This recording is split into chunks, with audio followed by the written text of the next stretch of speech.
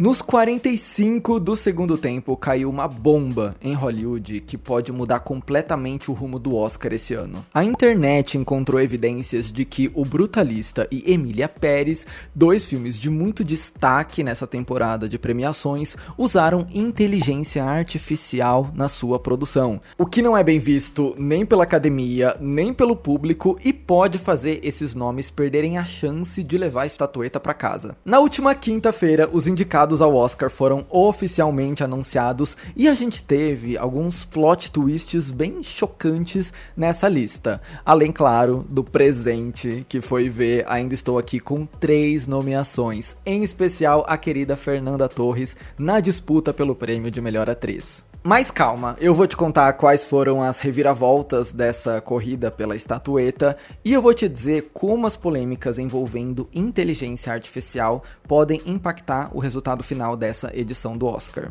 Vem comigo que vai ter muita cobertura da premiação aqui no Fefoverso, então já se inscreve aí pra ficar por dentro de tudo e se você puder me seguir nas redes sociais, eu sou @fefocaires, tô falando sobre Oscar por lá também. Antes de falar sobre alguns destaques nas indicações, vamos falar sobre o assunto que parou a internet nessa última semana: o uso de IA em alguns filmes da corrida oscariana. Toda essa treta começou na semana passada, quando o Davi Jiangso, editor de O Brutalista, deu uma entrevista para o site Red Shark News e comentou que eles utilizaram, sim, ferramentas de inteligência artificial durante a produção do filme. Um dos usos de IA nesse longa aconteceu no epílogo dele, quando a gente vê alguns projetos arquitetônicos criados pelo protagonista, que é um arquiteto. Veja bem o que rolou. Os esboços daquelas ilustrações foram gerados por uma ferramenta chamada Midjourney. Essa ferramenta de inteligência artificial criou o esboço da ilustração, aí a produção do filme passou esse esboço para um artista especializado e aí sim o artista produziu a arte que está no filme. Então foi uma arte feita por um artista baseada num esboço de IA. Então nesse caso a galera tá falando que rolou um uso indireto de inteligência artificial. Por quê? Porque essa ferramenta serviu para tornar visível aquilo que a produção já estava pensando, mas não conseguia reproduzir.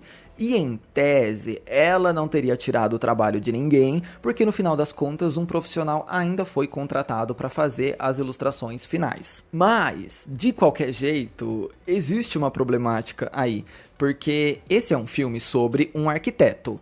E não tinha arquitetos no time para desenharem as ideias, mesmo que depois um profissional tenha sido contratado para beber dessa fonte e reproduzir as artes, será que a arte não deveria ter sido planejada desde o começo por um artista? Essa é a questão que tá pegando na internet. Por que a gente precisou recorrer a IA para fazer um esboço? O artista que fez a arte final não podia ter sido contratado para fazer o esboço também? Ok que ele não perdeu a vaga de emprego para IA, mas talvez ele pudesse ter ganhado até mais se ele tivesse envolvido no projeto desde o começo. Eu acho que se você consegue explicar a sua ideia para IA, você consegue explicar para um ser humano também. E para piorar, esse não foi o único uso de inteligência artificial em O Brutalista. E esse aqui causou ainda mais revolta na galera. Vamos lá. O personagem principal do filme é da Hungria e parte dos diálogos é falada em húngaro. O problema é que os protagonistas do filme, os atores Adrian Brody e Felicity Jones, não são fluentes no idioma e eles tiveram dificuldade de replicar a pronúncia com exatidão. E aí, para fazer com que o sotaque deles soasse mais convincente, a produção recorreu a uma série de alternativas. Primeiro, eles tentaram dublar os atores, o que não ficou bom, e depois eles tentaram fazer uma edição manual em cima das vozes, o que também não deu certo. E depois de todas essas tentativas, restou para eles usar a inteligência artificial para corrigir o diálogo dos atores. Inclusive, o editor de O Brutalista disse que a sua voz foi usada como modelo para treinar a IA, já que ele fala o idioma fluentemente e ele reconhece que essa é uma língua muito difícil de se aprender. Ele disse que eles foram bem cautelosos no uso dessa ferramenta e fizeram só alguns pequenos ajustes, mudando uma letra aqui, outra ali, nada muito exagerado, só para a pronúncia dos atores ficar 100%. Só que isso acabou virando uma uma bola de neve. A galera foi atrás e descobriu que o software usado para fazer essas alterações nas vozes foi o Reese Pitcher, por causa de um post que a empresa fez de retrospectiva com todas as produções que usaram o seu serviço em 2024. E nessa publicação estavam, além de O Brutalista, o filme Better Man, a história de Robbie Williams, que está marcado para estrear no Brasil no próximo mês, Alien Romulus, o documentário Endurance, do National Geographic, e o mais importante, Emília Pérez. O filme estrelado por Carla Sofia Gascon, Zoe Saldana e Selena Gomez, que é um dos favoritos nessa temporada de premiações, fez o uso da inteligência artificial durante alguns números musicais. Nesse caso, eles fizeram uma correção na voz da protagonista, a Emília, interpretada pela Carla. Aí o povo foi caçar mais um pouco e encontrou uma entrevista do ano passado que o técnico de som de Emília Pérez deu durante o Festival de Cannes.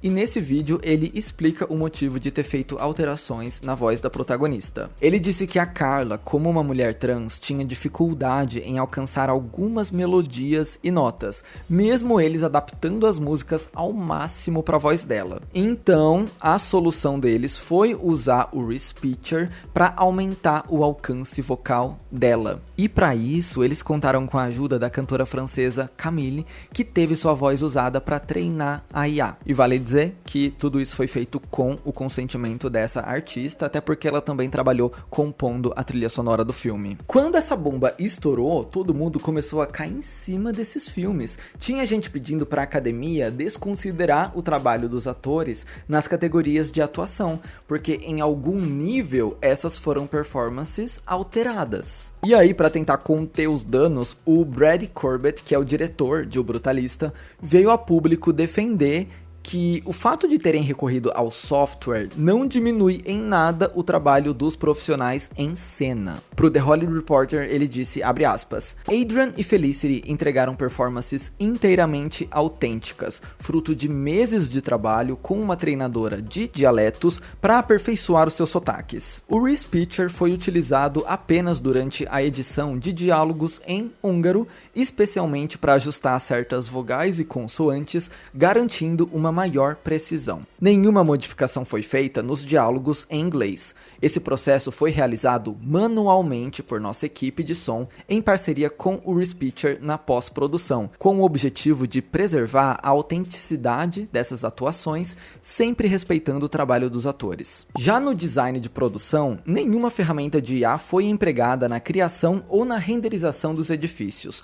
Todas as imagens foram desenhadas à mão por artistas. Mais tarde, o editor do filme que deu início a toda essa confusão se pronunciou de novo, falando que hoje se tornou bastante polêmico falar sobre inteligência artificial na indústria cinematográfica, mas que isso não deveria ser um tabu. Ele defendeu que a produção só usou essa ferramenta para tornar o processo um pouco mais rápido e para evitar regravações. Então, eles não tinham orçamento para gravar de novo os diálogos, para voltar naquela locação, para corrigir as coisas na pós-produção. Então, eles precisaram recorrer a IA, já que o orçamento do filme era bem limitado.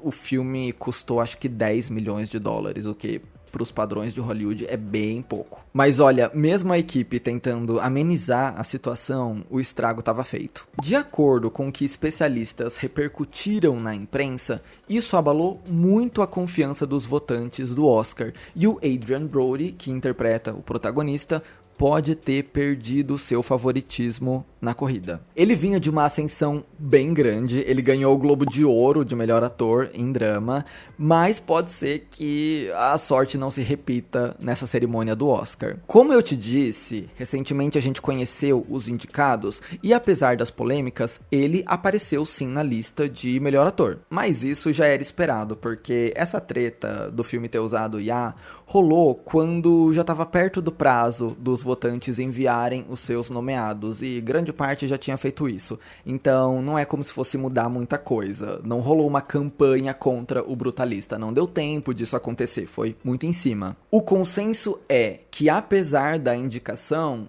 o ator perder um pouquinho de força, sim, na campanha. A gente tem que lembrar que Hollywood acabou de passar por uma das suas maiores greves, que envolveu atores e roteiristas e tinha como uma das pautas justamente o uso de inteligência artificial em programas de TV e cinema. A gente tem que entender que existe uma diferença muito grande entre você usar uma ferramenta de IA para aperfeiçoar alguma questão técnica da edição, como eu vou explicar um exemplo já, e você usar IA para alterar a performance de um ator. Aí é outra coisa. É diferente de Duna, por exemplo. A produção disse que usou um software de inteligência artificial para detectar o olho dos atores e pintar automaticamente ele de azul, porque os personagens lá têm um olho azul bem forte. Então, não foi uma IA generativa roubando o trabalho de alguém, mexendo numa atuação, criando um conteúdo,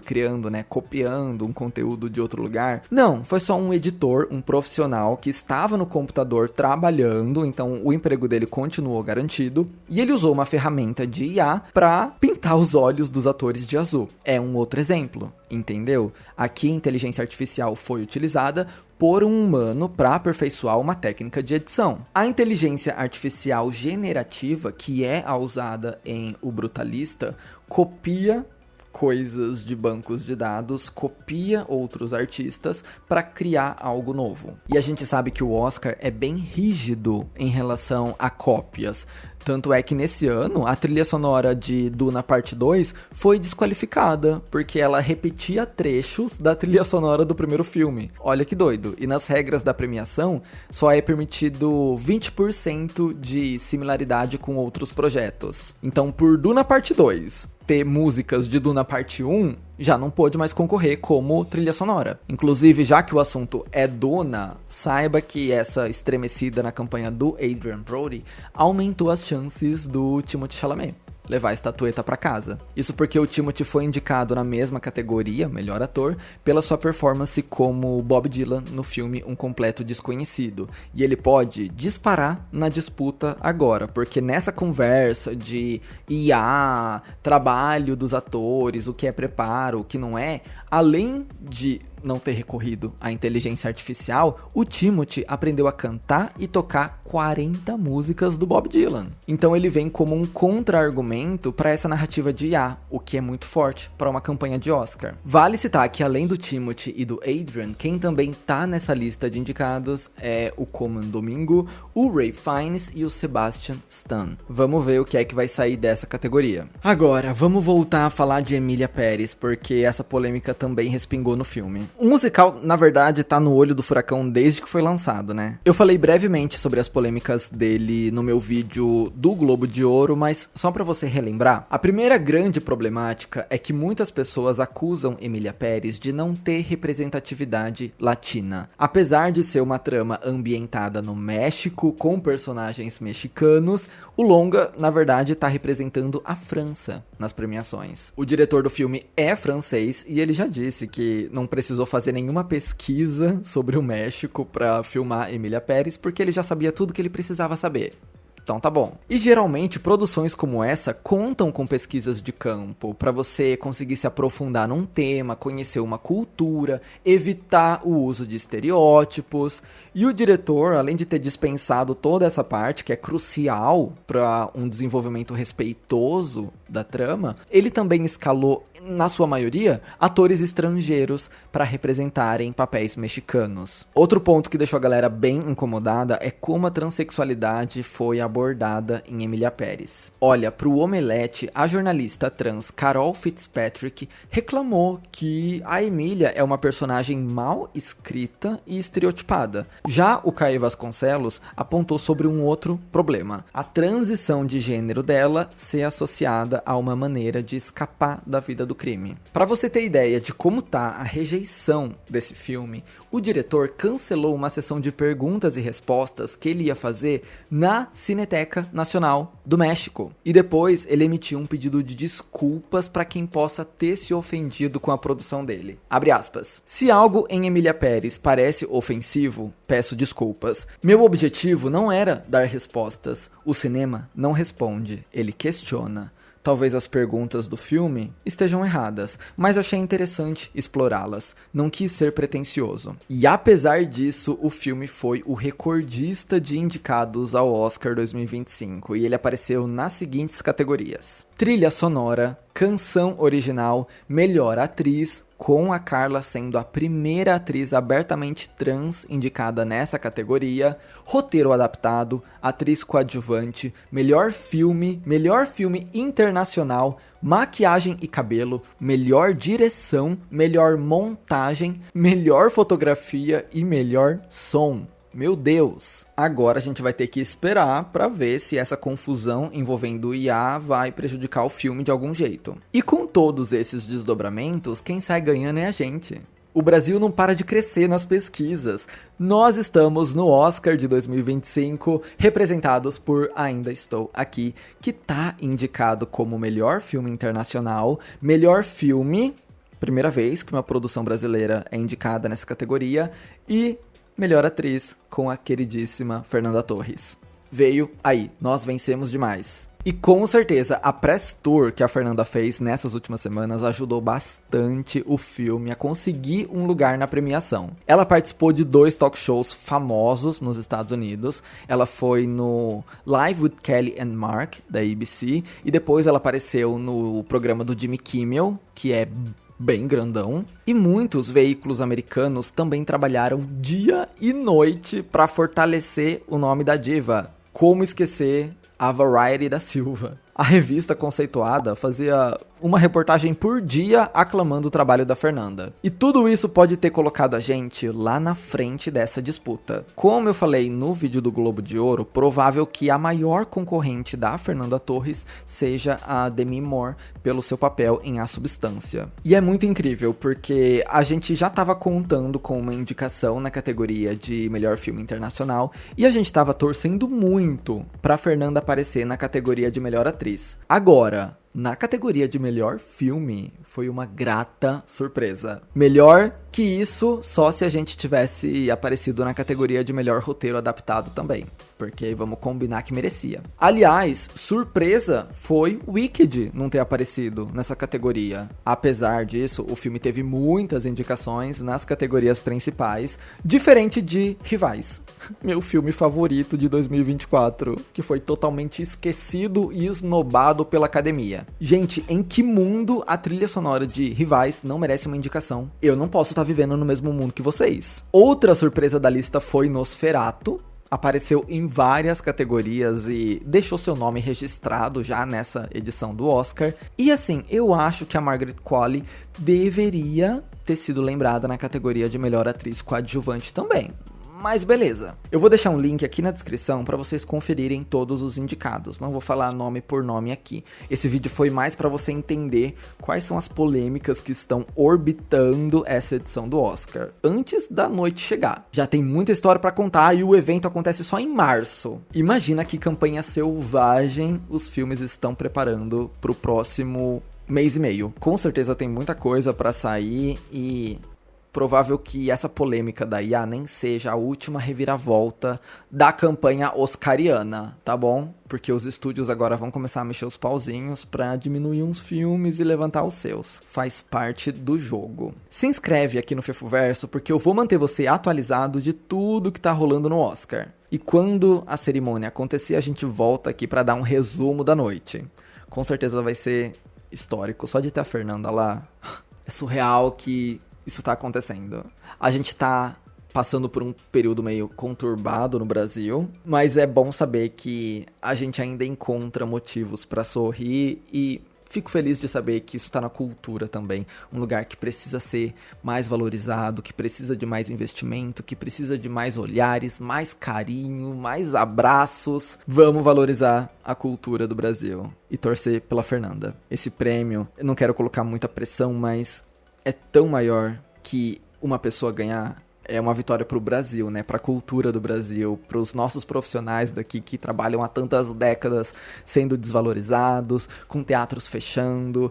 Sei lá, eu acho que vai ser um respiro mesmo pra gente, pra nossa arte. Mas é isso, vamos continuar acompanhando essa corrida maluca que tá o Oscar de 2025. Eu espero que você tenha gostado desse vídeo, se gostou deixa um like, se inscreve, vai me seguir nas redes sociais e a gente se vê no meu próximo vídeo. Belezinha? Bye bye.